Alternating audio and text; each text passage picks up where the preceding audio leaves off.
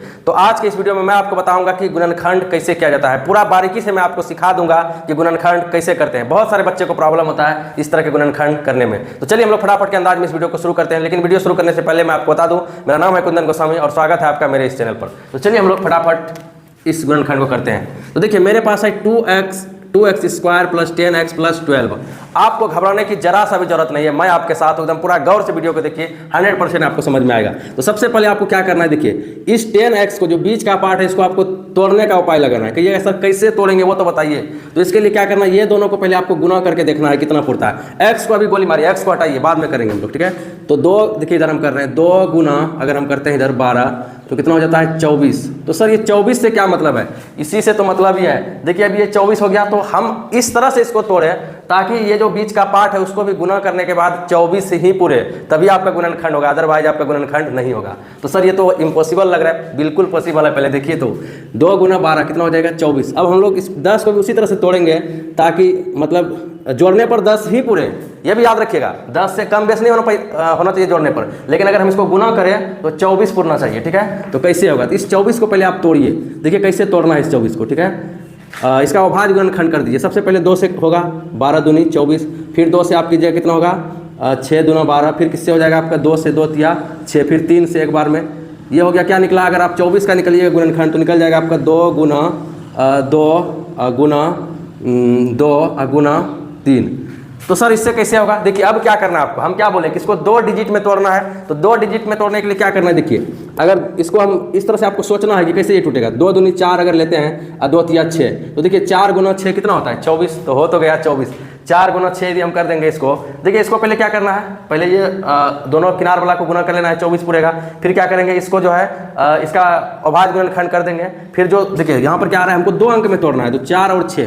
चलिए अगर हम इसको ऐसे लिखे, आप ध्यान दीजिएगा, यहाँ पर 2x स्क्वायर हम लिख दिए यहाँ पर, ठीक है, और इसको हमको तोड़ना है। तो यहाँ पर हम अगर देखिए x है तो यहाँ पर 4x और इधर 6x, ये दोनों मिलाएंगे कितना हो जाएगा 10x हो जाएगा।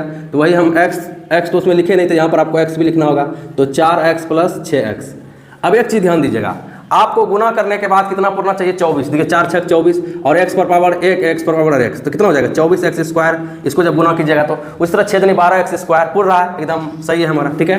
अब क्या करेंगे, यहाँ पर 12 हम लोग लिख देंगे। सर अगला क्या काम करना है, अभी सीखिए। तो पहले कैसे टूटा आपने समझा, किस तरह से हम लोग इसको तोड़े, यही इतना में ही बच्चा को दिक्कत होता है। ये पहला प्रोसेस में, दूसरा प्रोसेस तो इजीली कर लेता है बच्चा, लेकिन देखिए अगला क्या प्रोसेस है, ठीक है, हम लोग उस चीज़ को सीखते हैं। देखिए अब आपको क्या करना है, ये दोनों में क्या क्या कॉमन मिल रहा है वो देखना है, और ये दोनों में क्या क्या कॉमन मिल रहा है वो देखना है, ठीक है। तो चलिए हम लोग देखते हैं।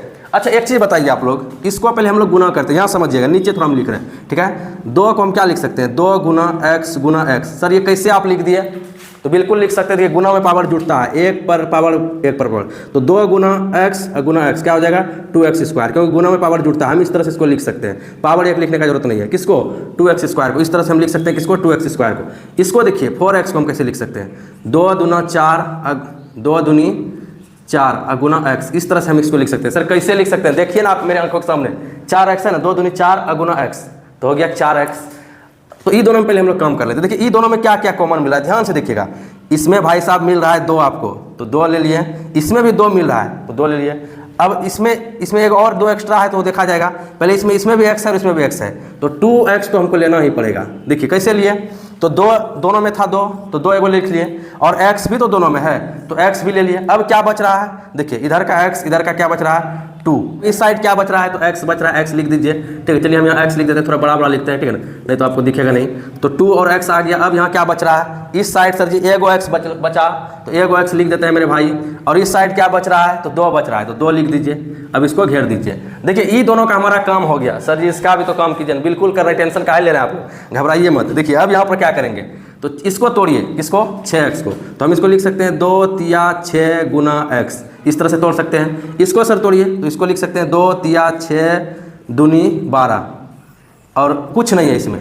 अब देखिए इसका तोड़ा हुआ ये ठो भाग है, इसका तोड़ा हुआ ये ठो भाग है, तो देखिए ये दोनों में क्या कॉमन मिल रहा है, एकदम ध्यान दीजिएगा, दोनों में मिल रहा है 2 तिया 6, ठीक है, दोनों में मिल रहा है, ठीक है। तो हम 6 तो आराम से ले सकते हैं। लेकिन हाँ एक चीज़ और याद रखिएगा कि ये क्या सर, इसके पहले तो देखिए दोनों में प्लस है तो प्लस भी हम कॉमन लेंगे आगे, प्लस हो गया, ठीक है। अब यहाँ पर आपके पास 2 या 6 डायरेक्ट लिख देते हैं, दोनों में आ रहा है, ठीक है। अब सर जी इधर क्या बच रहा है, इसके पास देखिए ईंट वाला डिब्बा ईंट है तो यहाँ पर x बचा x लिख दीजिए, और ईंट क्या बच रहा है इधर 2, तो 2 लिख दीजिए। ऐसे गुना करके भी देखिएगा उतना ही मिलेगा, 6 गुना x 6x और 6 दूनी 12 हो गया। तो ये सब चीज़ आपने देखा। अब क्या करना है, इसको 2 ये एक एक करके लिख देना है। जैसे चलिए हम लिख देते हैं यहाँ पर x + 2 डब्बा वाला देखिए दोनों तरफ है एक ही चीज़, तो ये लिख दिए, और 2x + 6 है तो 2x + 6 यहाँ पर हम लिख दिए, ठीक है। तो इस तरह से ये हमारा क्या हो गया, आंसर। तो इस तरह से किसी भी बहुपद को आप तोड़ सकते हैं, गुणनखंड के रूप में उसका गुणनखंड कर सकते हैं, बिल्कुल ही इजीली तरीका है। यहाँ पर देखिए अगले वीडियो में हम आपको बताएंगे माइनस प्लस में किस तरह से होता है, ठीक है ना। चूंकि इसमें सब प्लस ही था तो आपको ज़्यादा दिक्कत नहीं हुआ, लेकिन अगर देखिए अगर मान लीजिए दोनों बगल माइनस रहेगा तो हम माइनस कॉमन ले सकते हैं, ठीक है ना। फिर क्या बचेगा वो सारा चीज़ हम बताएंगे, ठीक है ना, अगला वीडियो में। हालांकि आपने समझ लिया है कि इसको कैसे तोड़ा जाता है। अगर ये वीडियो आपको पसंद आया तो वीडियो को लाइक कर दीजिए और अपने दोस्तों के साथ अधिक से अधिक शेयर जरूर कीजिएगा। तो मिलते हैं अगले वीडियो में, तब तक अपना ख्याल रखिएगा। जय हिंद, जय भारत।